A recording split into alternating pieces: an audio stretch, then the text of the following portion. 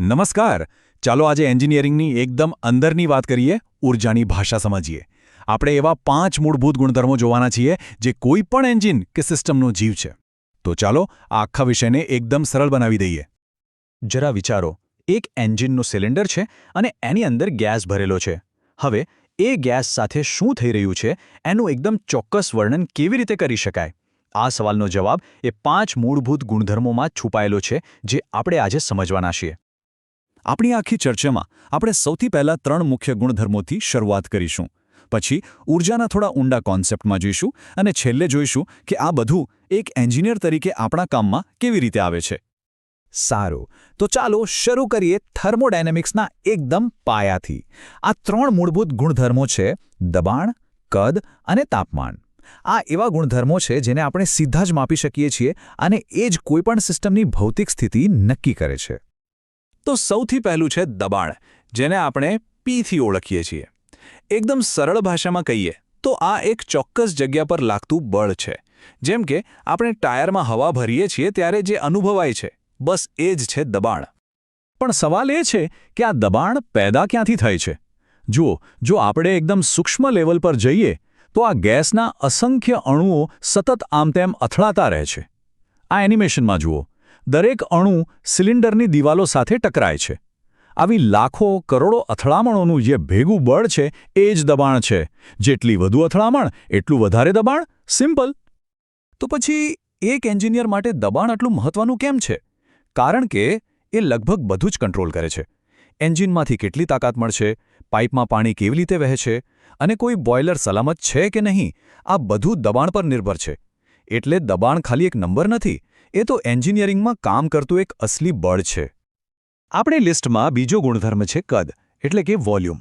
આ તો એકદમ સીધી-સાદી વાત છે. કોઈપણ પદાર્થ, ગેસ હોય કે પ્રવાહી, કેટલી જગ્યા રોકે છે, બસ એનું માપ. એક એન્જિનની અંદર કદ ક્યારે સ્થિર નથી હોતું. એ સતત બદલાતું રહે છે. જેમ કે જ્યારે પિસ્ટન નીચે જાય ત્યારે ગેસ ફેલાય છે અને કદ વધી જાય છે, અને જ્યારે પિસ્ટન ઉપર આવે ત્યારે ગેસ દબાય છે અને કદ ઘટી જાય છે. આ ફેલાવાની અને દબાવવાની જે પ્રક્રિયા છે ને, એ જ તો એન્જિનને કામ કરવાની શક્તિ આપે છે.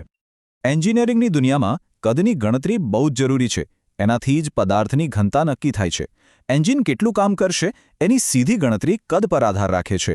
અને સ્ટીમ ટર્બાઇન જેવી સિસ્ટમ્સ તો આખાને આખા વરાળના ફેલાવા પર, એટલે કે કદના ફેરફાર પર જ ચાલે છે.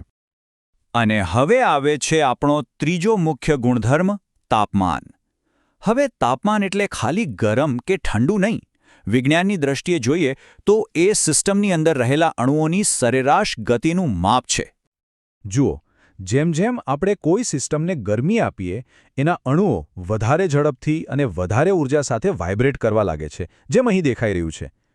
આ જે વધારાની ગતિ છે એ જ ઊંચું તાપમાન છે. અને થર્મોડાયનેમિક્સનો એક મૂળભૂત નિયમ પણ આના પર જ આધારિત છે.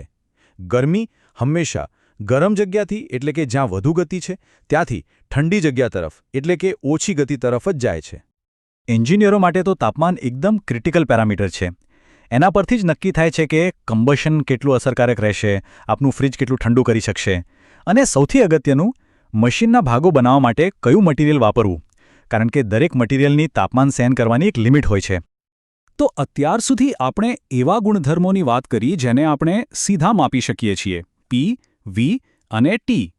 હવે ચાલો એક સ્ટેપ આગળ જઈએ. હવે આપણે સિસ્ટમની અંદરની કુલ ગરમી, કુલ ઉષ્મા ઊર્જાને માપવાનો પ્રયત્ન કરીએ.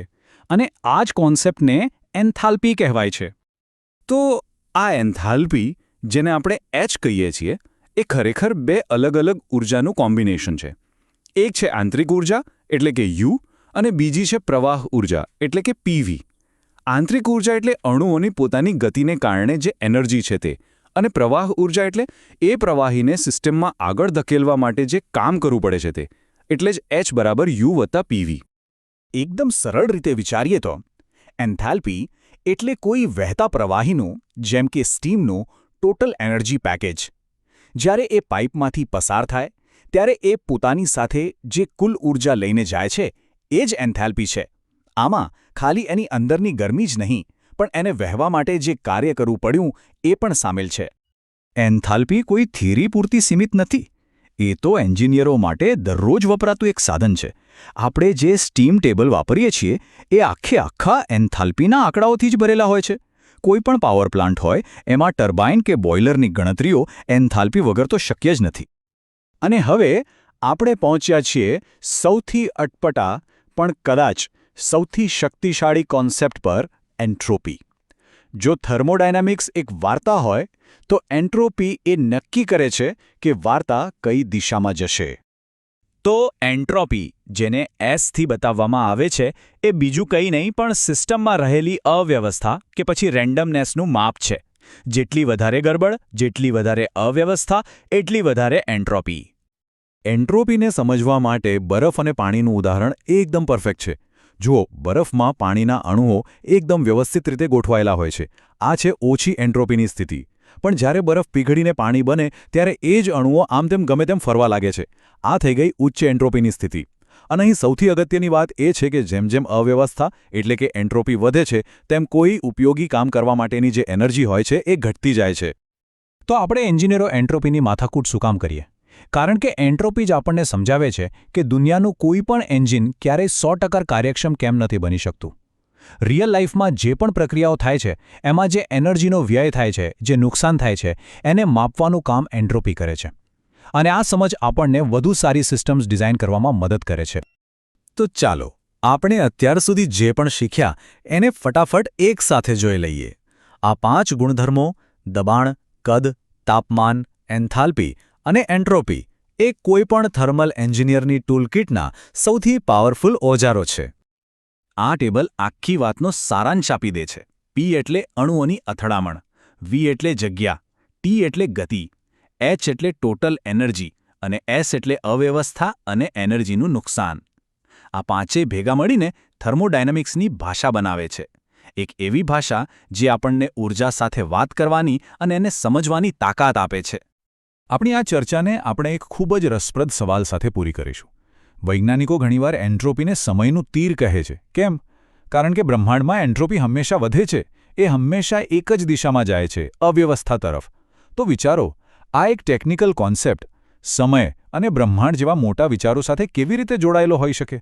આના પર વિચારવા જેવું છે.